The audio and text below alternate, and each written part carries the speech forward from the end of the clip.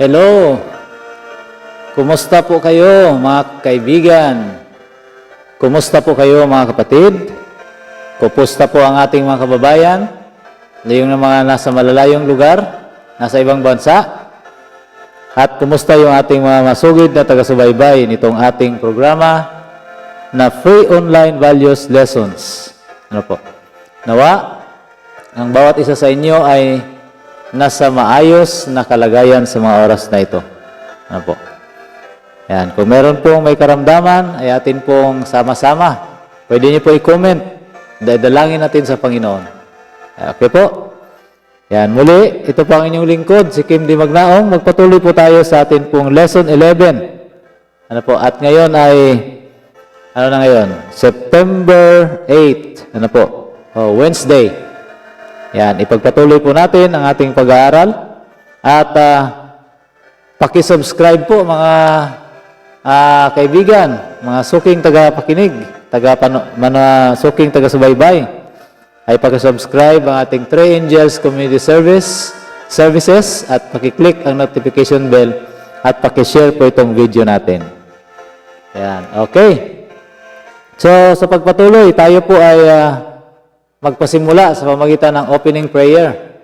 Tayo po ay magdasal, mga kaibigan.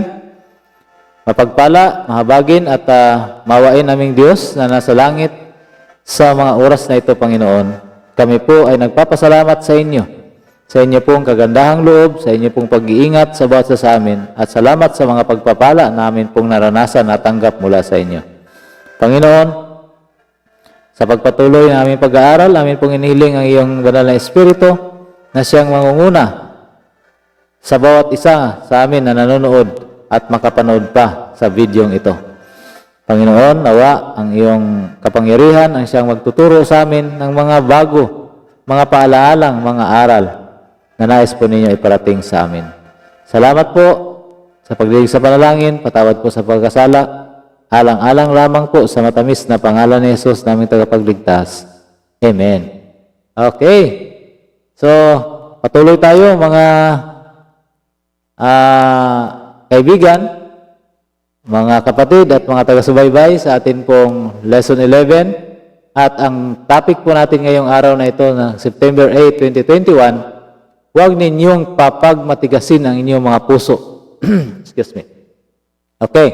So, kunin niyo po ang inyong mga Biblia para po basahin na agad natin ang nakasulat dyan sa Hebreo chapter 4, 4 to 7. Ano po, at mga awit, chapter 95, verses 8 to 11. Ano po, anong babala ang naibigay roon parihong sa awit at sa Hebreo?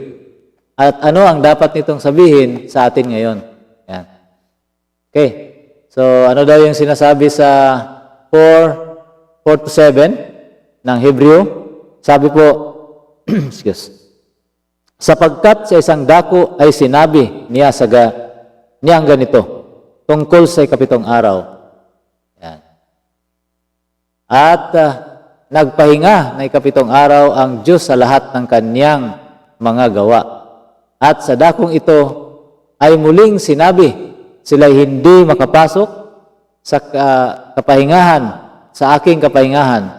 Verse 6, kaya't yamang may natitira pang ibang dapat magsipasok doon, at ang mga pinarangalan ng una ng mabubuting balita ay hindi nangapasok dahil sa pagsuway. Ay muling nagtangi siya sa 7, ay muling nagtangi siya ng isang araw. Ngayon, pagkatapos ng ilang panahon na sinasabi sa mga awit ni David, ayon sa sinabi ng una, ngayon, kung marinig ninyo ang kanyang tinig, huwag ninyong papagmatigasin ang inyong mga puso. Yan, nag-quote ang Hebreo si Apostol Pablo sa sinulat ni Haring David. Ano ba itong sinulat ni Haring David? Sa 8-11, 95, 8-11, awit, 95, 8-11, sabi niya, huwag ninyong papagmatigasin ang inyong puso, gaya ng sa Meriba, gaya ng sa karawan ng masa sa ilang. Yan. Nang tuksuhin ako ng inyong mga magulang, tinikman ako, no? At nakita ang gawa ko. 40 taong namanglaw ako sa lahing yaon. At aking sinabi, bayan na nagkamali sa kanilang puso at hindi naalaman ang aking mga daan. Kaya't ako'y sumumpa sa aking puot na sila'y hindi magsipasok sa aking kapahingahan. Yan. Ano daw po? Parihong sinisipi ng Hebreo 4:4-7 ang salaysay sa paglalang at ang awit 95:11 sa konteksto ng pangungusap tungkol sa di katapatan ng mga Israelita. At kaya ang kabiguan ng kanilang kabiguan nilang makapasok sa kapahingahan gusto ng Diyos para sa kanila. Tunay nga, iniugnay ang awit 95:8-11 ang karanasan ng Israel sa ilang sa kapanahunan sa kapahingahan ng Diyos ay isinasama ang maka-Diyos na panata na ang walang pananampalatayang Israel ay hindi papasok sa kanyang kapahingahan na unang nakaugnay sa lupang pangako. Ayan. Okay. Siyempre, mga kaibigan, mga kapatid, at mga taga-subaybay, nakapasok ang Israel sa lupang pangako. Ano po? Yung henerasyon, ano po? Isang bagong henerasyon na ang nakapasok, ang matuwid, ang tumawid sa hangganan, at sa tulong ng Diyos, sinakop ang matitibay na tanggulan ng lupain at mga naninirahan doon. Yan, yung henerasyon na nakarating ay hindi na yung original. Ano po? Hindi sila gayunman pumasok sa kapahingahan ng Diyos.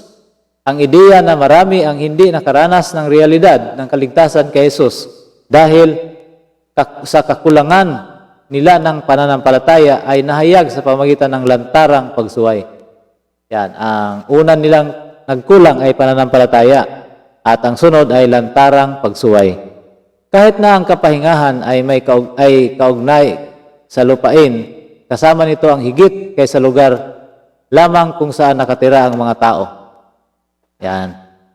So, nakikita po dito na itong kahit nakapasok ito sa lupang pangako ang bagong henerasyon ng mga Israelita, ay nabigo sila sa pagpasok sa kapahingahan sa Diyos. Ano po?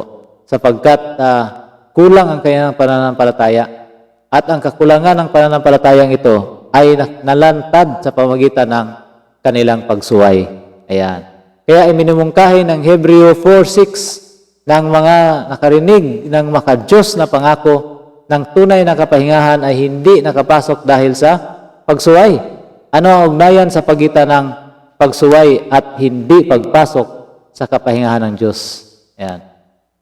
Ano ba yung nakasulat sa Hebreo 4:6? Basahin nga po natin ulit, mga kaibigan.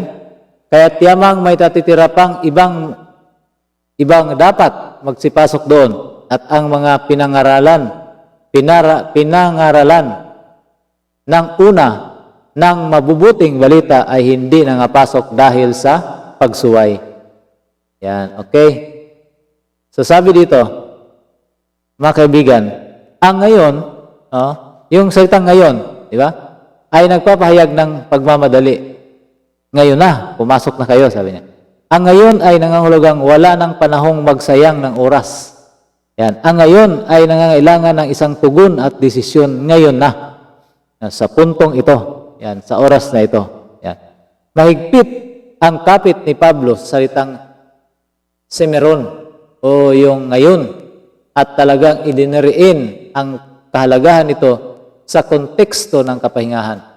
Yan, samantalang ang awit 95:7 at 8 ay isang babala at isang panawagan sa bayan ng Diyos na huwag ulitin ang mga kamalian ng kanilang mga ninuno at huwag mabigong pumasok sa tunay na kapahingahang masusumpungan lamang sa kaligtasang inaalok ng Diyos sa atin. Yan. So yung imbitasyon na pumasok ngayon na, no? Pumasok sa kapahingahan ng Diyos sa pamamagitan ng pananampalataya. Kapag walang pananampalataya, nabigo nang pumasok, paano nalaman na walang pananampalataya yung mga henerasyon ng Israelita na nakarating sa lupang pangako? Lumantad ang kanilang kawalan ng pananampalataya sa kanilang pagsuway. So, ang pananampalataya, mga kapatid, ay makikita sa pamamagitan ng pagsuway. At ang imbitasyon ay pumasok na ngayon sa kapahingahan ng Diyos. Ngayon na. Ayan, kaligtasan na inaalok ng Diyos sa atin sa pamamagitan ng pananampalataya. Amen? Mga kapatid? So, ang leksyon po ay kailangan magkaroon ng pananampalataya para makapasok sa kapahingahan ng Diyos. Ayan. At saan makukuha ang pananampalataya? Ito ay nagigain sa pagbabasa ng salita ng Diyos, pakikinig, at panonood katulad ng atin pong ginagawa ngayon, pag-aaral ng salita ng Diyos mula sa Biblia. Ayan. So, sa pagtatapos, ano ang dapat ang kahulugan nito sa atin ngayon kapag narinig natin ang salitang ngayon? Kung marinig ninyo ang kanyang tinig, huwag ninyong pagmamatigasin inyong puso. And kapag narinig natin yung salita ng ngayon, tama. Tapos kapag narinig natin ang salita ng Diyos, huwag nating pagmatigasin ang ating puso, mga kaibigan. Kapag narinig natin, huwag nating pagmatigasin ang ating puso. Anong napaghalagang tungkol sa salitang ngayon? Sa katunayan, ginamit ito ng mga awit libu-libong taon na ang nakaraan. Gayunman, bakit dapat itong kasing halaga para sa atin ngayon, gaya ng mga nakarinig nito libu-libong taon na ang nakaraan? Yan. Sa pagbulay-bulayan po, mga kaibigan, mga kapatid, yung salitang ngayon na, na po, ginamit po ito nung nakaraan pang panahon, libu-libong na panahon, pero ngayon, ibig sabihin ito ay individual, personalized.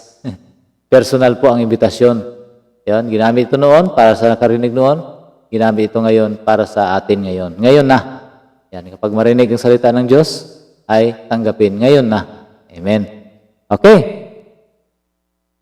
So, yun po ang leksyon ng atin pong Panginoon na gustong ipaabot sa atin, sa ating pag-aaral sa values formation, na kailangan nating magkaroon ng pananampalataya upang makapasok sa kapahingahan ng Panginoon. At sa pagtatapos ng mag-closing prayer po muna tayo, mga kaibigan, mga taga-subaybay at mga kapatid.